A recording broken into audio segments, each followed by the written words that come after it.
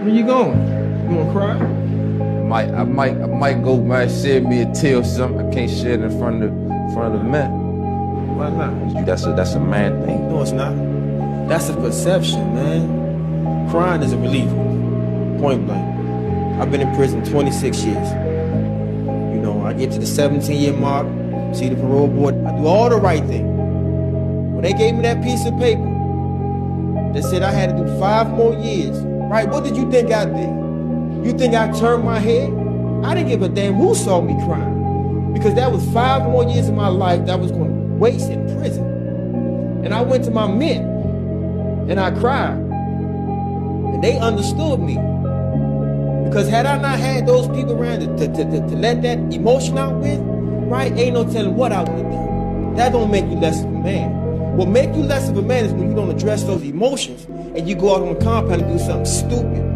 When my father died, on his dying bed, I'm on a prison phone. On a prison phone crying in front of a bunch of men. You think I care? This is the most important person in my life died. So man, don't never man feel like that this is some soft shit or this shit make you less than a man. If you feel that emotion, man, let that shit go. That other shit, this jailhouse shit, this image, this persona of this would take the big man, this shit don't count for nothing in the world, man. You can't teach your kids this. You think I give a fuck about who see me crying, who don't see me crying? Real talk, huh? Don't ever do that. Don't ever do that. Don't ever do that. Never.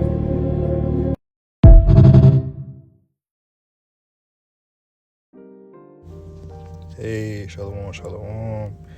Keepers of sheep, Yasil, back with another lesson. And Lord, which video is edifying. Alright, before we begin, I'll let the first start off by giving all praise, all honor, and all glory to the Most High, Yahweh, Bahashem, Yahweh Shah, Bahashem, Rakakwadash.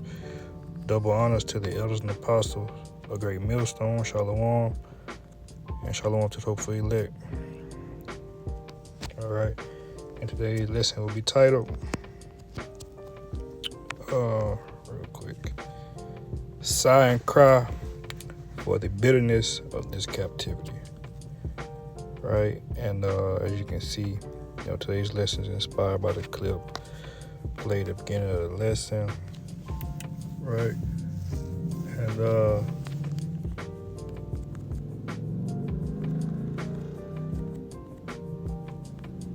Salakia. On my lunch break, man, so Lord will, this be a quick video, straight to the point, and Lord will, it's edifying. But anyway, it just shows you, that real men cry. All right, the world teaches you that real men don't cry, all right, or real men don't, they don't show emotions, but they do. All right, it's about when and where and how you show these emotions. Don't act off emotion. All right, but it's okay to be angry or be sad or mad. And it's okay to cry. Right, it's okay to show that emotion. All right, because the true men of the Lord are sighing and crying. All right, they're even on a physical. All right, on a physical, men of the Lord cry. All right, I'm pretty sure, when men are alone or men are at home or even with, the congregation. All right, with your brothers may tear up and shed a tear or two, man. All right, that's a part of this thing. It's a part of this walk. But for the most part, us going out to the highways and byways, all right, us prophesying downfall of America, uploading these videos, they sit down, see live, right? This is the sigh and the cry, all right, to the Most High Yahweh Yahweh Shah.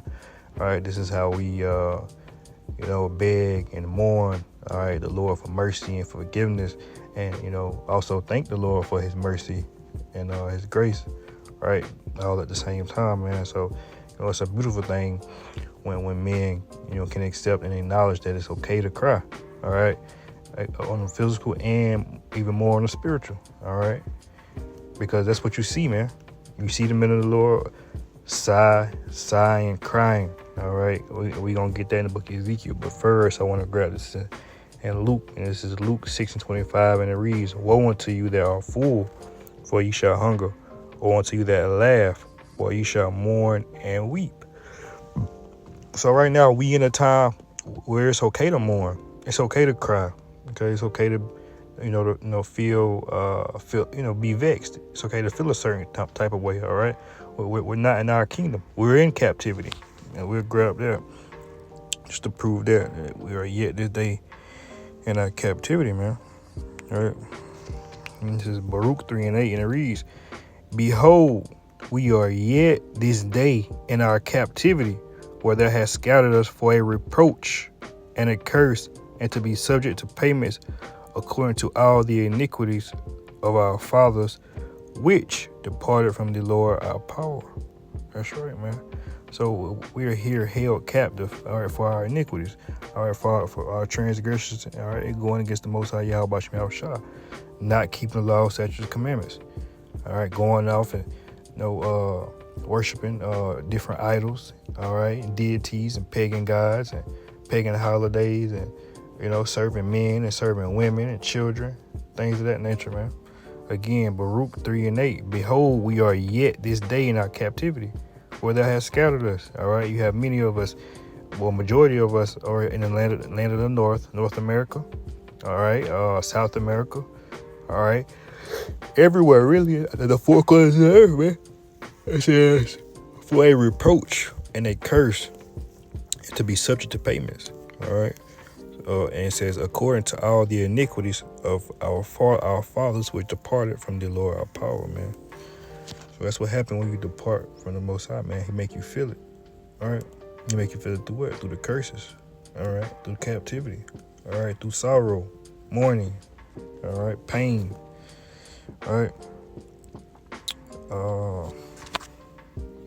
We can get Ezekiel now. Okay, yeah, let's get Ezekiel 9:4. I don't have these precepts in any kind of particular order, so Ezekiel 9:4, and it reads, "The Lord said unto him, go through the midst of this city, through the midst of Jerusalem." All right, that means the people, all right, the nation of Israel. It says, "And set a mark upon the foreheads of the men that sigh and that cry for all the abominations that be done in the midst thereof." And that mark is that mark of exemption. All right, that mark, to tell the angels, this is one of the chosen, this is one of the elect, this is one of the men that put in the work and labor, all right, to come back and serve the Lord in truth and sincerity, call on the true names, all right, keep the commandments to the best of your ability, following the true and right doctrine, all right, under the elders and apostles of Great Millstone, all right. Again, Ezekiel 9:4, "And the Lord said, go unto him, and the Lord said unto him, go through the midst of the city, through the midst of Jerusalem, and set a mark upon the forehead." So these men that are sighing crying right now, they're being marked for exemption. They're being marked for the kingdom of heaven. They're being marked for the chosen. There's many are called, but few are chosen. They're being marked. All right. It says, "And the men that sigh and cry for all the abominations that be done in the midst thereof," all this wicked society, man. Women over men, men wanting to be women wanting to be men. All right. You got these YNs. All right. You got the ABC community. Okay. You got again, subject to payments. All right. Hard labor with no reward. All right. The last first fired, last hired, right? Eating our bread defiled, all the food is unclean, all right? Man, this is terrible here, man. The weather is flip-floppy, all right? Sickness, disease, inflammation, right? And this reminds me of the precept, what was it, Lot? That vexed Lot. Let's grab that.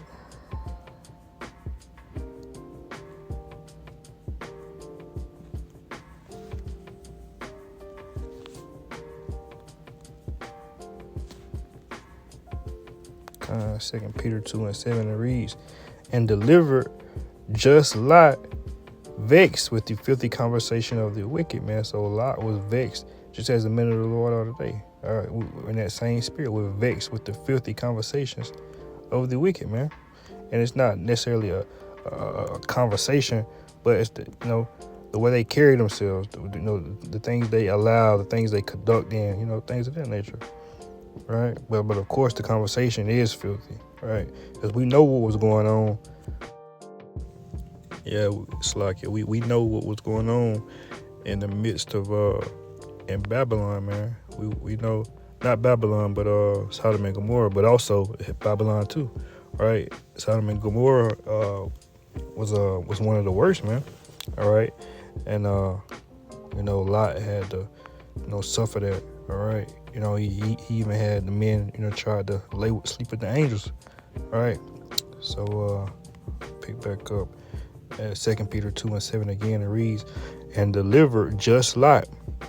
So Lot was delivered. All right, we know the story, but his wife wasn't. All right, it says vexed with the filthy conversation of the wicked, because he was vexed with these things. You got to be vexed with these people. All right, with the filthy conversations of this world. You got to be vexed with the order, the order, the men, the women over the men, the children over the men. You got to be vexed with this place, man. You got to be vexed with the rulership. All right, with the judges. All right, the police. You got to be vexed with how this place is set up, man.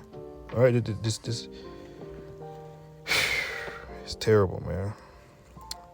8, and it reads, for the righteous man dwelling among them, and seeing and hearing, vex his righteous soul from day to day with their unlawful deeds, man.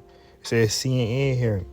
All right, and you get on TikTok, Instagram, Facebook, Twitter, YouTube, whatever social media platform, and you see these women. All right, these women are celebrated over the men. They're celebrated for being whores. They're celebrated for being deadbeat mothers. All right, they're celebrated for bashing the fathers of the children. All right, and you get on these social media sites, you see men being promoted as women. All right, being celebrated as trying to be women. All right, men being celebrated for being murderers, killers, drug dealers. These things are celebrated. All right, in our nation, man, and these things vex the righteous men of the Lord, man. And we hate you niggas. We hate you 2/3 women. Hey, man, we hate you just as much as the Most High hate you, right? We'll roughly paraphrase it was David that said, "Do not I hate them that hate you?" Because ultimately you hate the Most High. All right, by your what? By your works, right? You're not saying okay, because people love to say, "Oh, I love God. God love me." But you're not showing you love Him. Love is an action word, man. All right. What else? But good thing we're almost at the end of this. We're almost at the end of this captivity, so it's a good thing. We'll grab that real quick. Ecclesiastes 7:2, and it reads, it is better to go to the house of mourning than to go to the house of feasting, for that is the end of all men, and the living will lay it to his heart. So it was good that we had to go through these things. All right, it was good we had to see these things and hear these things and be vexed for these things. So now that we understand righteousness, we understand wickedness. All right, we understand what pleases the Most High and what doesn't. All right, we understand His will. All right.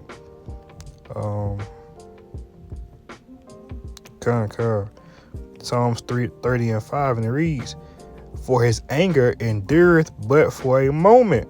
All right, and His favor is life. Weeping may endure for a night, but joy cometh in the morning. That's right, man. So, hey, we had to go these things. We had to go through these certain things for a little while. It's okay to cry. Okay, it's okay to weep. It's okay to mourn. Even on the physical level, after you cry, you get it out. You feel 10 times, 20 times better, man. All right, it may have saved you from doing something carnal. It may have saved you from, going back to that woman, or going back to that man, or or going back to your old ways, right? We need those weepings, right? Let's see.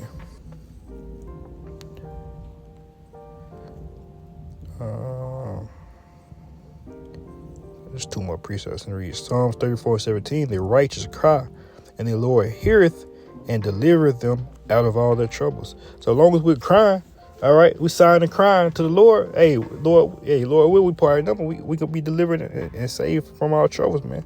If you're not crying, when a baby cries, obviously that baby, he wants something, he needs something. He's either hungry or he's sleepy or he needs a diaper change. All right, with that baby, man, we crying. All right, we need to be changed. We're hungry. All right, we're sleepy. All right. All right, this is Psalms 18:6, and we'll close out. It says, in my distress, I called upon the Lord and cried unto my God. He heard my voice out of his temple, and my cry came before him, even unto his ears, man. So the Lord hears the cries. He hears the cries of the elect. All right, of the men of the true men of the Lord, man. So it's okay to cry. Okay, but with that, man, hey, Lord, with this video was edifying. Again, until next time, I'd like to close out by giving all praise, all honor, and all glory to the Most High, Yahweh, Bahashem, Yahweh Shai, Bahashem, Rakakwadash. Double honors to the apostles and elders of the millstone, Shalom. And Shalom, hopefully that.